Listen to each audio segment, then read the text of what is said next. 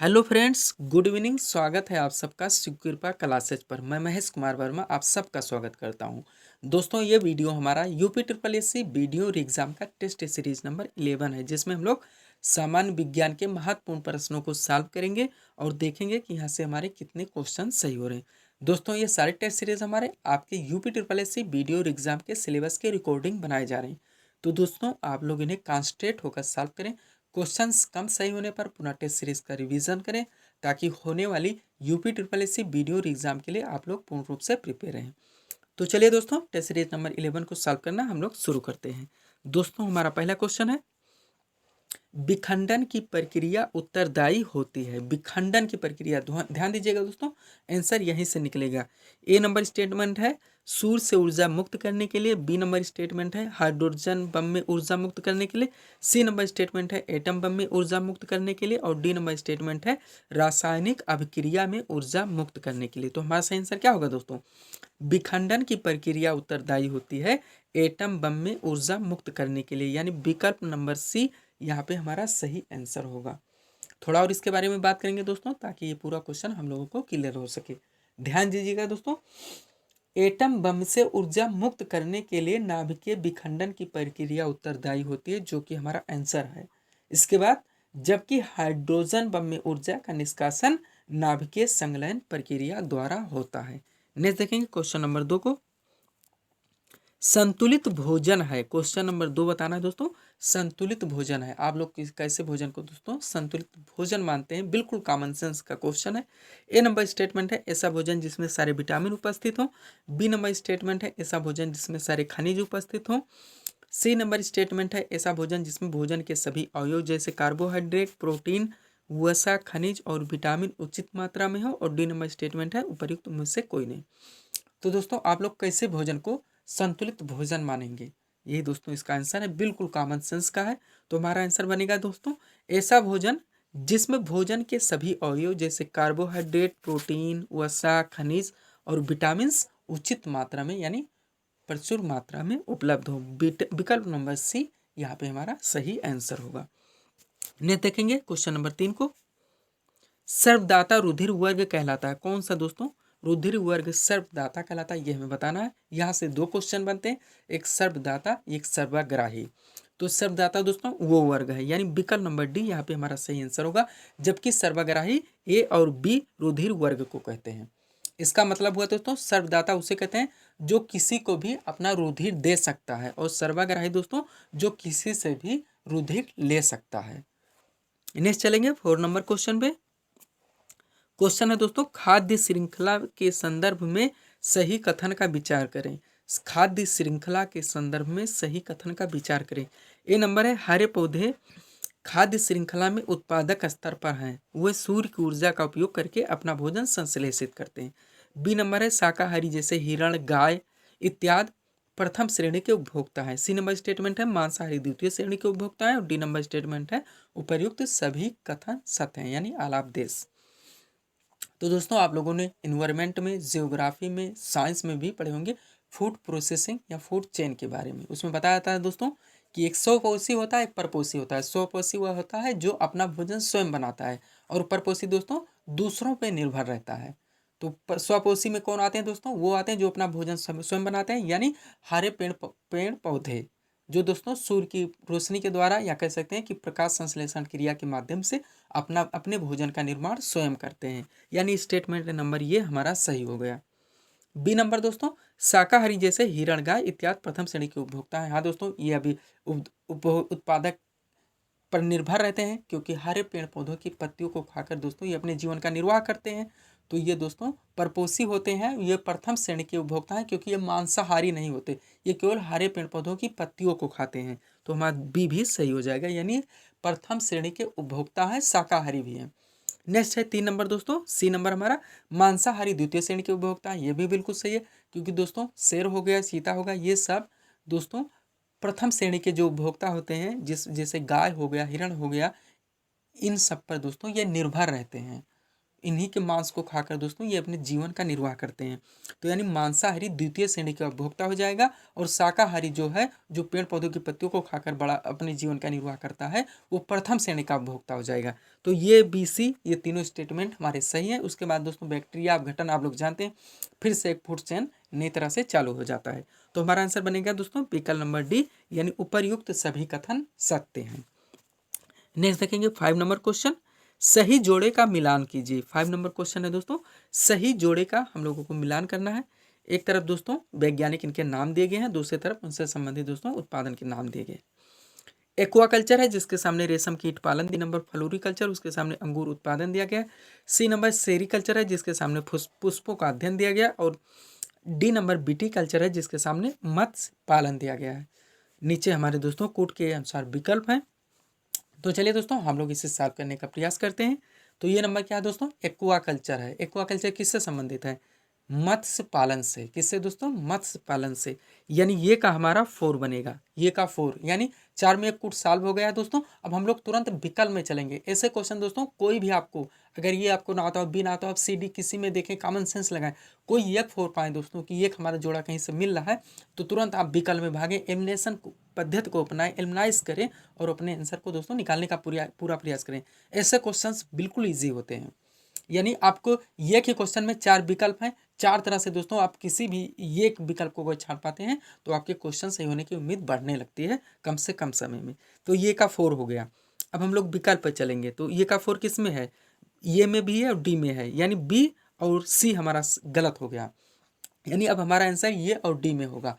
केवल ये कोड छाड़ने से दोस्तों हम लोगों को अब हमारे क्वेश्चन सॉल्व होने की दोस्तों 50% चांस हो गए। जहाँ दोस्तों 4 विकल्प थे वहाँ 2 विकल्प रह गए हैं। जहाँ हमारे आंसर सही होने की संभावना 25% थी, अब 50% हो गई है। नेक्स्ट देखेंगे फ्लोरिकल्चर है, B नंबर हमारा फ्लोरिकल्चर है। फ्लोरिकल्चर किससे संबंधित है दोस्तों, पुष्पों के अध्ययन से। यानी B का हमारा क्या बनेगा, 3 बनेगा। तुरंत हम लोग विकल्प में चलेंगे। तो 4 के बाद 3 इसमें भी है, 4 के बाद 3 इसमें भी है, हमें और आगे चलना होगा। उसके बाद क्या है, सेरिकल्चर है। सेरिकल्चर किससे संबंधित है, रेशम कीट पालन से। बार बार पूछा गया क्वेश्चन है दोस्तों, बिल्कुल हाईलाइटेड क्वेश्चन है। सेरिकल्चर किससे संबंधित है, रेशम कीट पालन से। यानी ये का 4, B का 3 और C का 1। तो ये का 4, B का 3, C का 1, हमारा आंसर बनना है विकल्प नंबर D। उसके बाद दोस्तों क्या है, विटीकल्चर है। विटीकल्चर लास्ट बचा है, अंगूर उत्पादन से संबंधित हो जाएगा। यानी 4312, 4312 हमारा विकल्प नंबर D आंसर है। थोड़ा और दोस्तों इस बारे में रिवीजन करेंगे ताकि ये क्वेश्चन हमें पूरी तरह से क्लियर हो सके। यहाँ ध्यान दीजिएगा दोस्तों, एक्वाकल्चर मत्स्य पालन, फ्लोरिकल्चर पुष्पों का अध्ययन, सेरिकल्चर रेशम कीट पालन और विटीकल्चर अंगूर उत्पादन से संबंधित है। नेक्स्ट देखेंगे हम लोग क्वेश्चन नंबर 6 को। बिल्कुल फैक्चुअल क्वेश्चन है दोस्तों, बार बार पूछा गया क्वेश्चन है। क्यूरी किसकी इकाई है, तो क्यूरी किसकी इकाई है दोस्तों, रेडियो सक्रियता की। यानी विकल्प नंबर D यहाँ पे हमारा आंसर होगा। जो बिल्कुल फैक्चुअल होगा दोस्तों हम लोग उसमें बिल्कुल भी समय नहीं लेंगे, तुरंत क्वेश्चन देखेंगे, वो आंसर करेंगे, पुनः आगे बढ़ेंगे। 7 नंबर क्वेश्चन सॉल्व करेंगे। रेफ्रिजरेटर क्वेश्चन है दोस्तों, रेफ्रिजरेटर खाद्य पदार्थों को खराब होने से बचाते हैं क्योंकि। अब हमें बताना है, 4 स्टेटमेंट हमारे पास है। ए नंबर है, इसके न्यून तापमान पर जीवाणु और फफूंदी निष्क्रिय होते हैं। B नंबर है, इसके न्यून तापमान पर रोगाणु मर जाते हैं। C नंबर स्टेटमेंट है, इसके न्यून तापमान पर रोगाणु जम जाते हैं। और D नंबर है, या खाद्य पदार्थों को रोगाणु रहित कर देते हैं।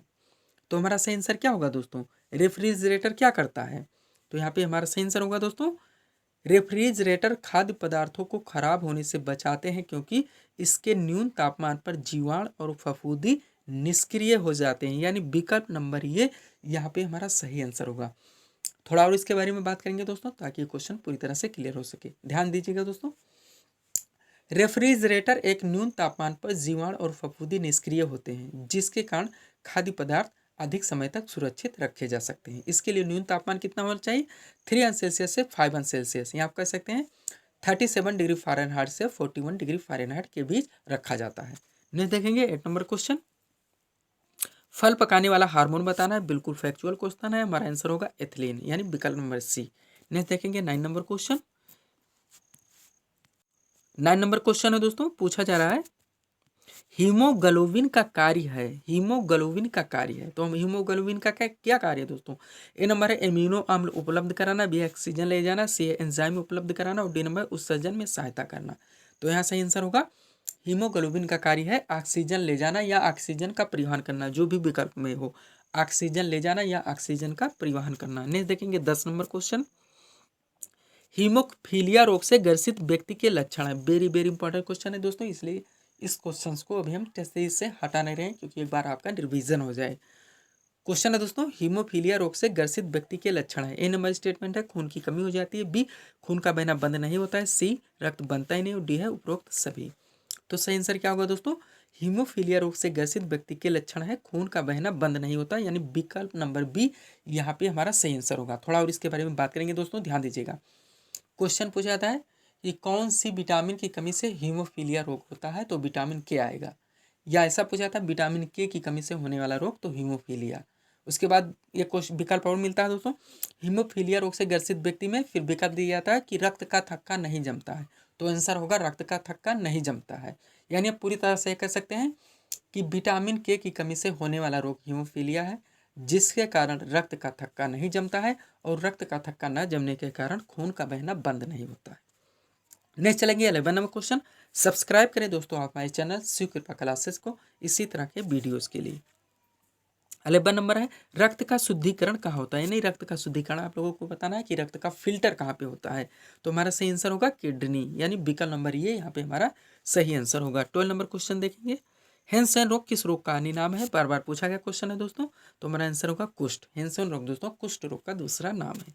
13 नंबर क्वेश्चन देखेंगे, कृत्रिम सैटेलाइट के अंदर, क्वेश्चन है दोस्तों, कृत्रिम सैटेलाइट के अंदर व्यक्ति भारहीन महसूस करता है क्योंकि पृथ्वी के आकर्षण पर का बल, ये हमारा क्वेश्चन है दोस्तों। एक बार फिर से रिवीजन करेंगे, कृत्रिम सैटेलाइट के अंदर व्यक्ति भारहीन महसूस करता है क्योंकि पृथ्वी के आकर्षण का बल, ए नंबर है उस स्थान पर शून्य होता है, बी है चंद्रमा के आकर्षण के बल द्वारा संतुलित होता है, सी है अभिकेंद्र बल के समान होता है, और डी है सैटेलाइट के विशेष डिजाइन के कारण प्रभावहीन होता है। तो हमारा सही आंसर होगा दोस्तों अभिकेंद्र बल के समान होता है। अब एक बार इसको पूरा पढ़ेंगे, कृत्रिम सैटेलाइट के अंदर व्यक्ति भारहीन महसूस करता है क्योंकि पृथ्वी के आकर्षण का बल अभिकेंद्र बल के समान होता है। नेक्स्ट देखेंगे 14 नंबर क्वेश्चन, निम्नलिखित में से किस स्थान पर गुरुत्वाकर्षण बल सबसे अधिक है।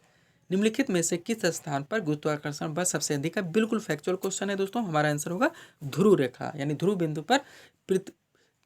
पर दोस्तों गुरुत्वाकर्षण बल सबसे अधिक होता है। आपका सबसे कम पूछा जाए तो आपका दोस्तों भूमध्य रेखा या विषुवत रेखा या 0 डिग्री अक्षांश आएगा।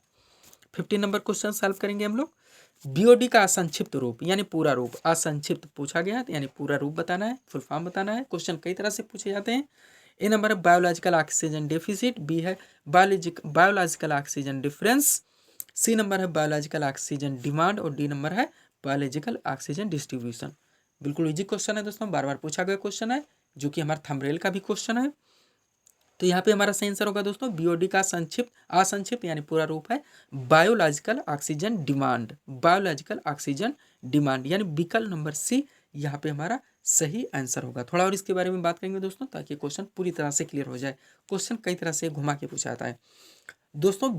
बीओडी अर्थात बायोलॉजिकल ऑक्सीजन डिमांड जल प्रदूषण का सूचक है। किसका सूचक है? जल प्रदूषण का। जिस जल में बीओडी की मात्रा अधिक होगी, जिस जल में बीओडी की मात्रा जितनी भी अधिक होगी, या कह सकते हैं अधिक होगी, वह जल उतना ही अधिक प्रदूषित होगा, वह जल उतना ही अधिक प्रदूषित होगा। तो ये थे दोस्तों 15 हमारे जनरल साइंस के महत्वपूर्ण प्रश्न, जिसको हम लोगों ने यहाँ सॉल्व किए।